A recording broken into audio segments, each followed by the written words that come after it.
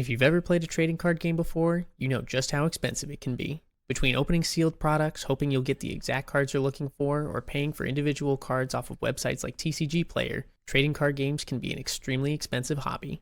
Unfortunately, the case isn't much different for the one-piece trading card game, with many of the meta decks being comprised of high-priced staple cards, and many of the best-looking cards being locked behind a paywall. The hobby can get expensive quite quickly. For many card game enthusiasts, this drives a wedge between the desire to be competitive and the health of their bank accounts.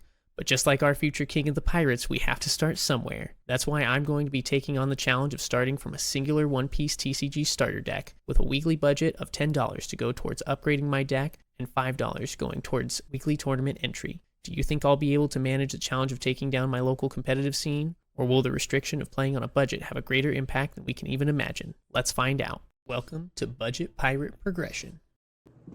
Ladies and gentlemen, we are back for week number 4 of the Budget Pirate Progression series, and we have some big changes coming to the channel this week. First, we need to start off by cracking open our 1 tournament pack that we got for entering last week, as well as our 7 extra packs of Tournament Pack 7 that we had got for entering because the store had received a order of their Tournament Pack 7s that they had not originally gotten on time, so we got that on top of our regular entry last week. We'll crack those open for you in just a second, and then I'll show you guys as well what we picked up with our $10 for our weekly budget. Catch you in a second. Alrighty, ladies and gentlemen, let's crack open these packs real quick to see if we can get anything that's usable for the deck. This one, I know we're looking for a Kamazo, which is what we've been looking for the last few weeks, and we have not been able to get one as of yet. And another Kaku that will be added to the trade binder.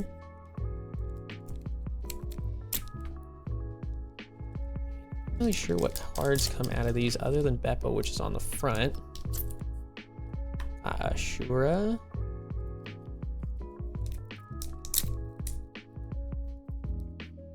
And Red Trafalgar Law that won't see any play.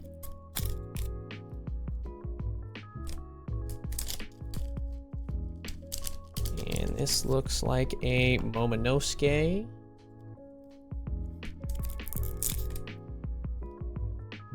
Let's see what we get here.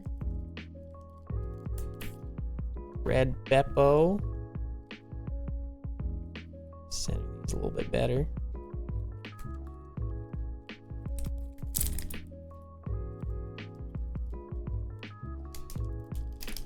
And looks like we got another Shura.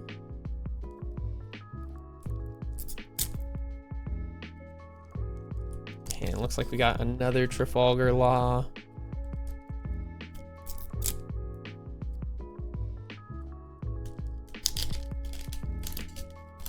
And that looks like another green Momonosuke pack there. So nothing usable for this week, but we'll throw this into the trade binder and get back to you guys in just a second, along with the updates that we're making to the deck list. Alrighty, folks, let's hop straight into the changes that we made to the deck for this week. Pull out our deck list right here. So the main changes that we're going to be throwing in, we have our 1 new Dawn that we pulled at the end of last episode. And the weekly budget this week went to 2 primary changes for our late game strategy. That comes in the form of 2 9-cost Charlotte Linlin. Dawn -1, you may trash 1 card from your hand, add up to 1 card from the top of your deck to the top of your life cards. Then add up to 1 of your opponent's characters with a cost of 6 or less to the top or bottom of your opponent's life cards face up. The reason that we decided to go with 2 9-cost Linlin is because it completely changes our top end strategy to give us some more recurrence, since we're going to be taking a lot of our life with our leader ability here. We'll go ahead and slot these into the deck list and then update you guys in just a second. Alrighty, so the change that we decided to make for the 2 9-cost purple Linlin was our last 2 copies of Honokichi, just due to the result that it doesn't see a lot of play, giving the -2k power. Usually if it's on curve, we want to play something else like Zorojiro, and if it's off of Luffy Taro, we're at a point where we just want to establish something that provides more value. So those are going to be set aside for the purple Linlin. We're going to throw these right into the deck list here. And other than that, our deck list is looking the exact same as last week. I'm gonna go ahead and show you guys the updated trade binder, and then let's head to locals. Alrighty folks, we have our trade binder here. Let's go ahead and take a look at everything we've gotten so far. So we have our Black Kaido that we pulled last week, as well as our Charlotte, Cracker, and Smoothie that we pulled from the very first week.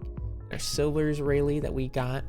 That was a big hit coming out of week 2, as well as the other rares that we've gotten so far. Just a couple holos here. On the other side, we have a couple of the tournament pack cards that we've gotten so far, as well as some Onamis right here, just because I know that is a somewhat more popular card that people who haven't picked up the structure deck are looking for. That's everything we got for the trade binder so far. We'll keep you guys updated with that, but we're gonna go ahead and pack up the bag and head straight to locals. Alrighty guys, we just made it to our favorite spot at the comic book shop. We are running a little bit late, so I gotta try and rush to get signed up and then try and reserve some table space. That way I can set up the tripod. I will update you guys after round 1.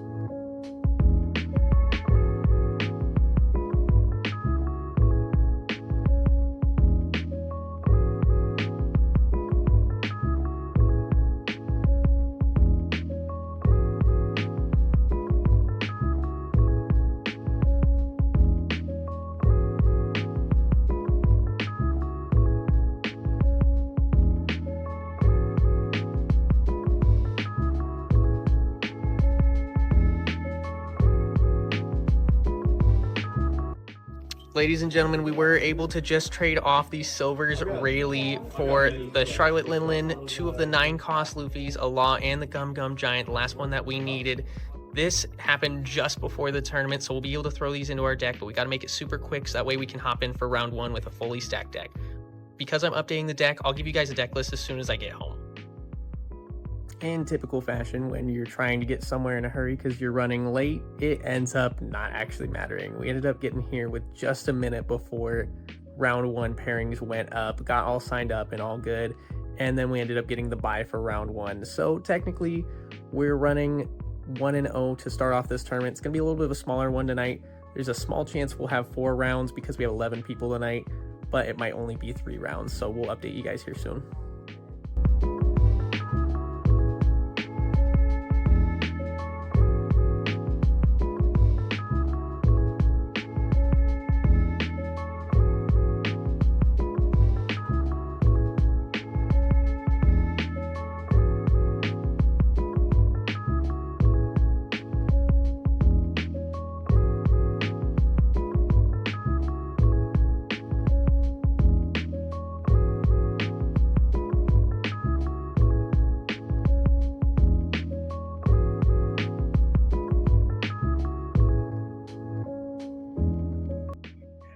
Round number 2 is in the books. We ended up getting paired against Rob Lucci, first time playing it in the series, and it was kind of a back and forth, but I ended up seeing my perfect curve. I won the dice roll, so I went first, saw Zoro Jiro on 4, saw Luffy Taro on 7, and then ended up seeing a lot of my top end, whereas he just couldn't really get his curve going to start in the early game, which kind of set him back.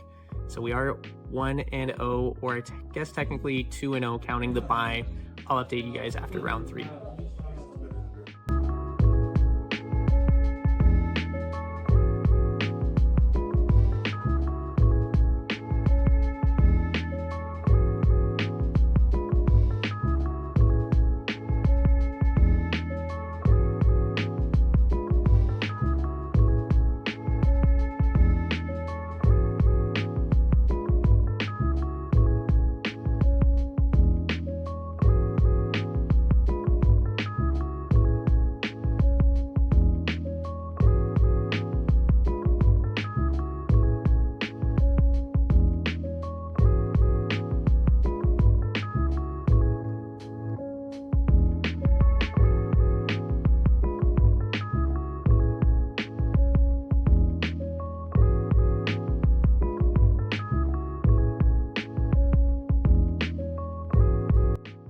Well, ladies and gentlemen, we ended up pairing up against none other than Doflamingo, and my early game was not the best. I also lost the die roll, so I ended up going second.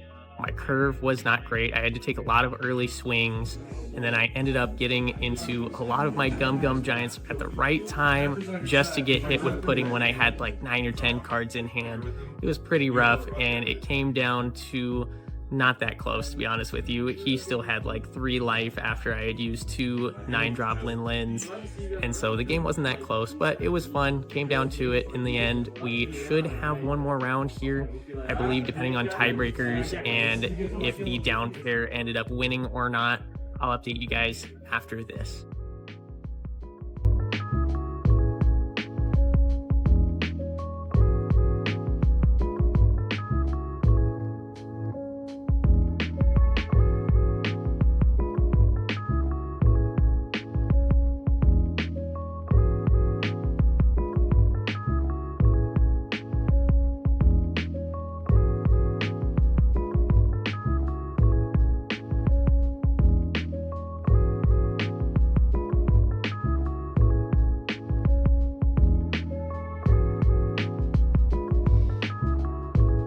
Folks, we just got done with round number 4. We ended up pairing up against Smoker, and it was a pretty oppressive game.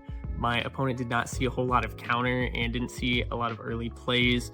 I hit my curve perfectly with a 4-cost Zoro into Luffy Taro, into all my big bombs, including the 9-cost Luffy, the 9-cost Lin, and 9-cost Kaido. So we ended up taking that game pretty handedly. That's another week that we went 3-1. I'm gonna go ahead and record the prizing being divvied out, and then we'll catch you guys back at home.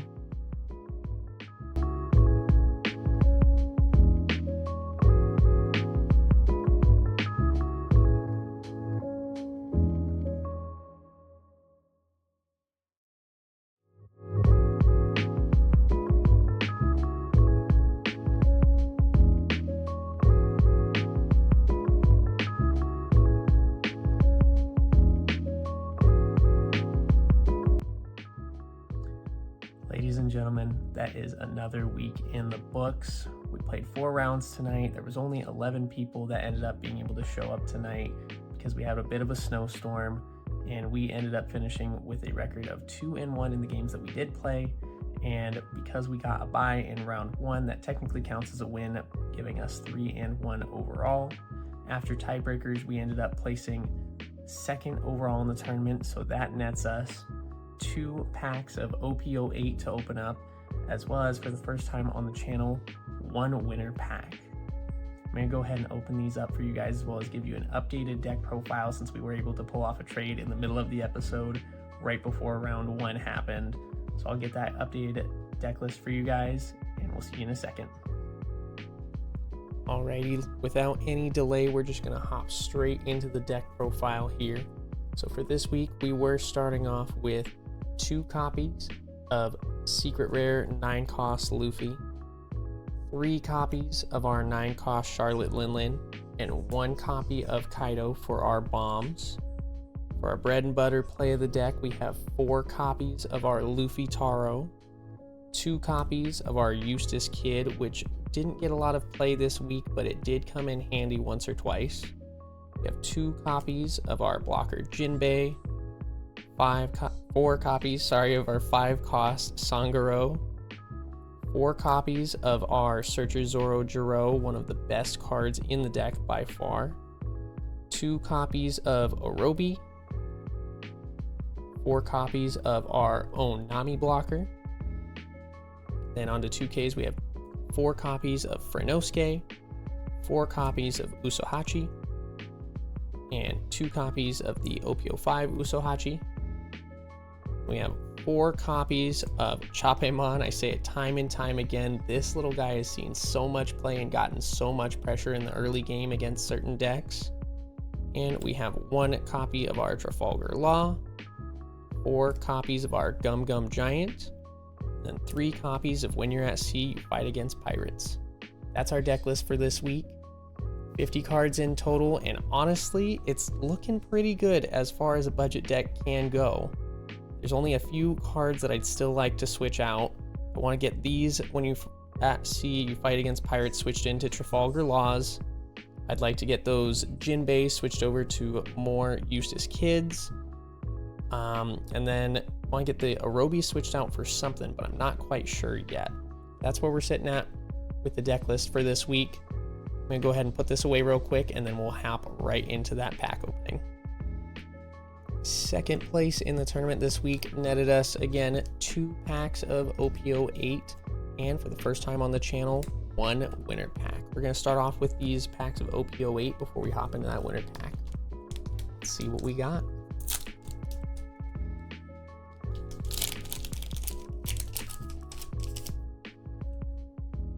One copy of Moby Dick, 1 Chess, Biscuit Warrior, Jin Rummy, Giovanni, You Can't Take Our King This Early in the Game, Ulti, South Bird, Garchu, Charlotte Pudding Leader, Page 1, and The Earth Will Not Lose.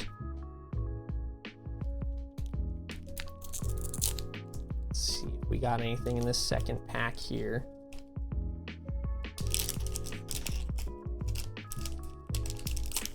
Looks like we might have a super rare at the back. We got Charlotte Angel, Guernica, Buckin, I'd Never Shoot You, Giovanni, Beckham's, Baron Tamago, Milky, Hiking Bear, Burnblade, Sasaki, and another Kaido. So this guy will make his way to the trade binder as well. And without any more stalling, let's hop right into this winner pack and see if we can pull a Kamazo or something that'll be worth a little bit of trade value. I haven't actually seen many of the winner cards for this set yet, so even looking at the corner, I'm not too sure what we got. And it is a Trafalgar Law. So that probably won't be seeing any play in many decks right now, but we will throw it in the trade binder anyways, if nothing else, to act as a little trophy. But that's it for this week. If you guys like the video, go ahead and drop a follow for the channel, subscribe, comment down below what changes you want to see towards the deck list, things you'd like to see in the series, and other types of videos that you'd like to see on the channel. Let me know down below in the comments, and I'll respond to as many of them as I possibly can. Thanks so much for watching.